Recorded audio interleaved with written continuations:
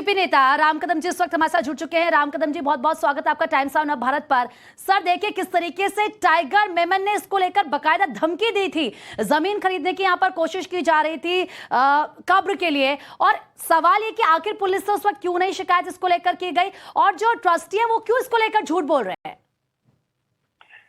नहीं, ये बहुत ही गंभीर मामला है और ये बदली हुई महाराष्ट्र की सरकार में तुरंत ही श्रीमान उप मुख्यमंत्री देवेंद्र फडणवीस जी ने इसके जांच के आदेश दिए हैं और काफी ऊपर के स्तर के अधिकारी इसकी जांच करेंगे, सारा तथ्य सामने आएगा। ये पहला बिंदु। दूसरी बात, ये कोई साधारण सी बात नहीं है। ये जब उद्धव ठाकरे जी मुख्यमंत्री थे, उनके अल्पसंख्यक मंत्री, उनका दाऊद का रिश्ता, अभी वर्तमान समय में उनका जेल में होना, ये सारी बातों को एक तरफ आप देखिए और दूसरी तरफ उद्धव ठाकरे जी ने ऐसे व्यक्ति विशेष को मंत्री बनाया जो याकूब मेमन को फांसी मत दो बोलने वाले लोगों को न केवल उद्धव ठाकरे जी ने मंत्री बनाया, बल्कि ये जहां बड़ा कब्रिस्तान है वहां के वे पालक मंत्री भी थे। अब सवाल ये उठता है कि उद्धव ठाकरे जब दाऊद से जुड़े हुए लोगों को मंत्री बनाएंगे, उनको अल्पसंख्यक मंत्री यानी वक्फ बोर्ड से लेकर के सारी जो डिपार्टमेंट से उन्हीं के अंडर आते हैं, और एक तरफ याकूब को फांसी मत दो ऐसे बोलने वाले लोगों को अपने गोद में बिठाएंगे, तो उसका हश्र क्या होगा?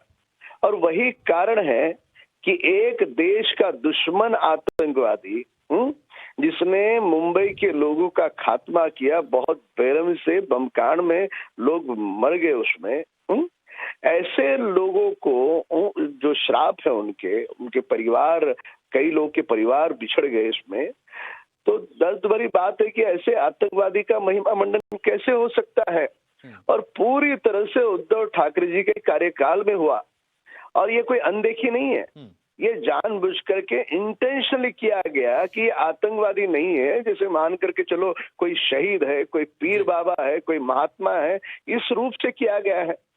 अगर किसी शहीद की इस पूरे मामले में नवाब मलिक का नाम जरूर लिया, राम कदम जी 10 सेकंड लूंगा। जी यदि किसी शहीद की कब्र मजार में तब्दील होती तो देश उसका स्वागत करता, पर पाकिस्तान के इशारे पे काम करने वाला आतंकवादी, अब जो सामने बातें आ रही है कि टाइगर मेमन ने धमकाया, तो क्या कर रहे थे उद्धव ठाकरे जी? आप क्या कर रहे थे? आपके गृह मंत्री, अभी एक तो गृह मंत्री जेल के भीतर है, जो दूसरे थे वे क्या कर रहे थे? तो ये पूरी तरह से लेकिन राम कदम जी देखिए, सवाल इसी से जुड़ा हुआ है। जब आप सवाल उठाते हैं उद्धव ठाकरे को लेकर, आदित्य ठाकरे कल सामने आया इस पूरे मामले को लेकर, वो कह रहे थे कि जिसने कब्र बनने दी यानी कि आप लोगों की सरकार ने, तब आप लोगों ने ऐसा क्यों नहीं किया कि समंदर में बहा दिया जाए डेड बॉडी को? आप लोगों ने कब्र बनने ही क्यों दी? ये जो उद्धव ठाकरे की शिवसेना उसकी ओर से सवाल उठाए जा रहे हैं। बहुत अच्छा सवाल आपने पूछा। मैं बता दूं, आप न्यायपालिका के आदेश देखिए। आदेश के अनुसार उनका शव उनके परिवार को सौंपा है। अब शव परिवार को सौंपा, हर एक को जो भी उसके रिचुअल्स करने का अधिकार है, अंतिम संस्कार करने का अधिकार है, पर उद्धव ठाकरे जी को यह अधिकार किसने दिया कि उस कब्र को डायरेक्ट मजार बने तो भी वो चुप रहे? कौन से सवाल उठा रहे उद्धव ठाकरे, उनके पुत्र?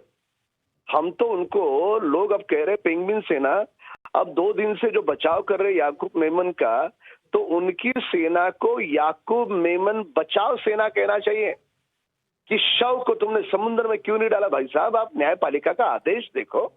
और उसके बाद भी अगर नहीं डाला, अंतिम संस्कार कब्र की है, तो कब्र पे तुमको उसका महिमा मंडन करने के लिए किसने अनुमति दी?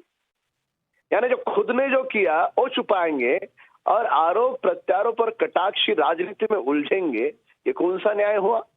तो इसके लिए उनका दागी चेहरा देश के सामने आया है, और वही कारण है कि उनके जो साथी है उनको छोड़ करके चले गए। बाला साहब की विचारधारा को उन्होंने त्याग दिया। दाऊद के साथ रिश्ते है, वो मंत्री बनता है, याकूब को फांसी मत दो, वो मंत्री बनता है, याकूब की कब्र मजार में तब्दील होती है, वो भी इनके घर से 1 या 2 किलोमीटर की दूरी पर। ये सारा अचानक से नहीं हुआ है, ये सोची समझी षड्यंत्र के तहत साजिश है। जी राम कदम जी, बहुत बहुत शुक्रिया आपका।